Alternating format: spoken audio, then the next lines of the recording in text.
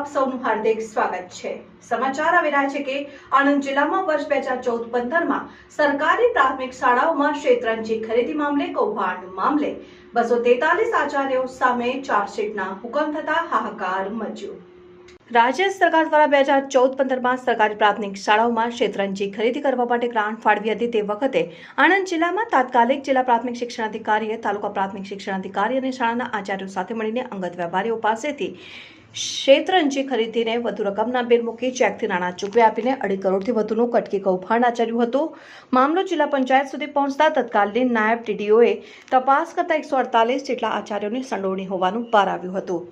વધુ તપાસ કરતા 243 આંકડો પહોંચ્યો હતો, જે તે વખતના ટીડીઓને આદેશ કરીને તમામ સામે કાર્યવાહી કરવા જણાવતા રિપોર્ટ તૈયાર કરીને રાજ્યની વડી કચેરી મોકલી આપ્યો હતો અને આખરે 9 વર્ષ બાદ શેતરંજી કૌભાંડનો ભૂત ધૂણતા 243 આચાર્યો સામે ચાર્જશીટ કરવાનો